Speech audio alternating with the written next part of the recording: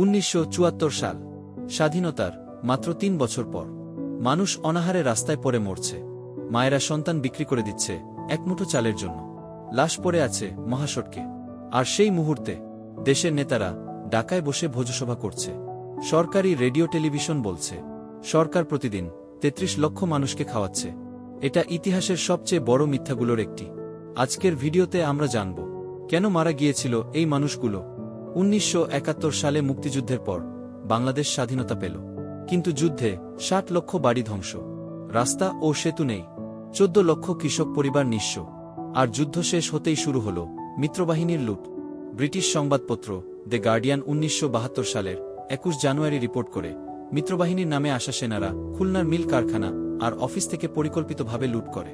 খুলনার deputy commissioner ভারতের প্রধানমন্ত্রী ইন্দিরা গান্ধীকে প্রতিবাদ নোটে জানান, শুধু খুলনা থেকেই $৩ কোটি সম্পদ নিয়ে যাওয়া হয়েছে। পাটকল আর অস্ত্র কারখানার মেশিনপত্র খুলে নিয়ে যাওয়া হয়। শুরুতেই পঙ্গু হয়ে গেল বাংলাদেশের নতুন শিল্পখাত। একদিকে পাকিস্তান ধ্বংস করে গেছে, অন্যদিকে যা বাকি ছিল মিত্রবাহিনী নিয়ে গেছে। এই অবস্থায় দেশ পেল নতুন সরকার।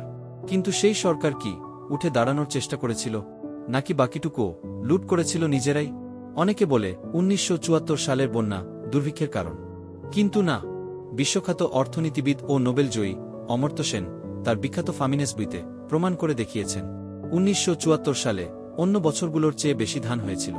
রংপুর, ময়মনসিংহ, সিলেট এই ৩টি সবচেয়ে দুর্ভিক্ষপীড়িত জেলায় ধান উৎপাদন আগের বছরের চেয়ে বেশি ছিল। তাহলে দুর্ভিক্ষ কেন হয়েছিল? দুর্ভিক্ষের কারণ ছিল ৩টি। ১. মজুতদার ও ব্যবসায়ীরা অনেকেই ক্ষমতাসীন দলের প্রভাব খাটিয়ে বাজার থেকে চাল তুলে নিয়ে গুদামে ভরে রাখল। ফলে কৃত্রিম সংকট তৈরি হল। চালের দাম ৪০% পর্যন্ত বেড়ে গেল। ভূমিহীন দিনমজুর যারা মাঠে কাজ করে সংসার চালাত, তারা আর চাল কিনতে পারল না। খাবার ছিল, কিন্তু কেনার ক্ষমতা ছিল না। ২. বাংলাদেশ সেই সময় কিউবায় পাট রপ্তানি করেছিল। আমেরিকা তখন কিউবার উপর কঠোর নিষেধাজ্ঞা দিয়ে রেখেছিল। কিউবার সাথে পাটের ব্যবসা করায় আমেরিকা ২২ লক্ষ টন খাদ্য সাহায্য বন্ধ করে দেয়। তখন বাংলাদেশ কিউবার সাথে বাণিজ্য বন্ধের প্রতিশ্রুতি দিলে সাহায্য আবার শুরু হয়, কিন্তু ততদিনে হাজার হাজার মানুষ মারা গেছে। ৩. তৎকালীন অর্থমন্ত্রী তাজউদ্দিন আহমেদ নিজেই স্বীকার করেছিলেন, সরকার যতটুকু টাকা বরাদ্দ করেছিল সেটা প্রয়োজনের তুলনায় ছিল সামান্য।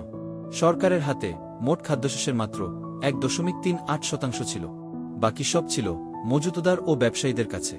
দুর্ভিক্ষের মাঝে বিদেশ থেকে ত্রাণ আসছিল, কিন্তু সেই ত্রাণও পৌঁছাচ্ছিল না মানুষের কাছে।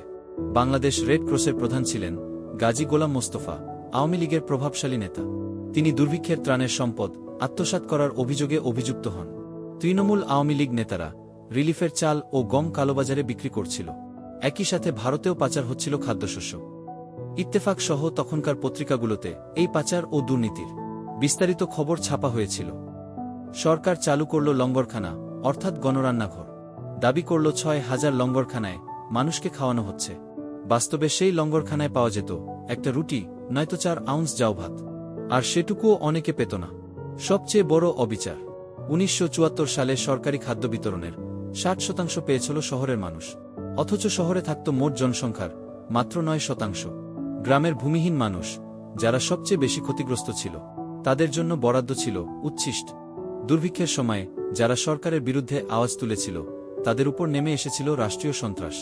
শেখ মুজিব গঠন করেছিলেন জাতীয় রক্ষী বাহিনী, একটি আধাসামরিক বাহিনী।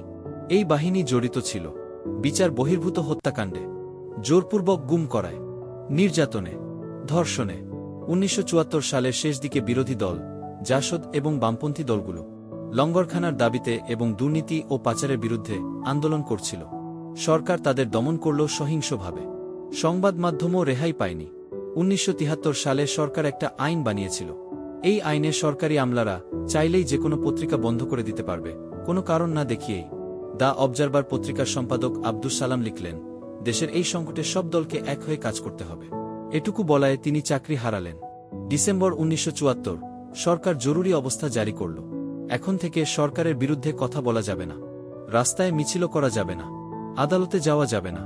আর সেই সময় একে একে বন্ধ হয়ে গেল দেশের প্রায় সব পত্রিকা। মাত্র 4টা পত্রিকা টিকে রইল। মানুষ মরছে অনাহারে, আর রাষ্ট্র মুখ বন্ধ করছে সবার। সরকার বলেছিল মারা গেছে মাত্র ২৭,০০০ মানুষ, কিন্তু গবেষকরা কি বলেন? অমর্ত্য সেন লিখেছেন, শুধু রংপুর জেলায় 3 মাসে ৮০,০০০ থেকে ১,০০,০০০ মানুষ মারা গেছে। ডক্টর মহিউদ্দিন আলমগীর, জাতিসংঘের কৃষি উন্নয়ন সংস্থার নীতি ও পরিকল্পনা বিভাগের পরিচালক। তার হিসেবে ১৯৭৪ সালের আগস্ট থেকে ১৯৭৫ এর জানুয়ারি পর্যন্ত মারা গেছে প্রায় ১০ লক্ষ মানুষ, এবং পরবর্তী ১ বছরে আরও ৫ লক্ষ। এটি ছিল সেই সময়ের বাংলাদেশের মোট জনসংখ্যার প্রায় ১.৩%। একটা প্রশ্ন, এত মানুষ মরল, এত বড় বিপর্যয় হল, তাহলে এই ইতিহাস এত কম আলোচনা হয় কেন? কারণটা আসলে সহজ। ১৯৭৫ সালে শেখ মুজিব সপরিবারে খুন হলেন। এরপর থেকে ১৯৭৪ একটা রাজনৈতিক বিষয় হয়ে গেল। এই দুর্ভিক্ষের কথা তুললেই রাজনীতি শুরু হয়ে যায়। কেউ বলে মুজিব বিরোধী, কেউ বলে রাজনৈতিক উদ্দেশ্য। তাই ইতিহাসটা চাপা পড়েই রইল। শিল্পাচার্য জয়নুল আবেদিন ১৯৪৩ সালের দুর্ভিক্ষ নিয়ে এঁকেছিলেন অসংখ্য ছবি। সেগুলো আজও বাংলাদেশের মানুষ চেনে।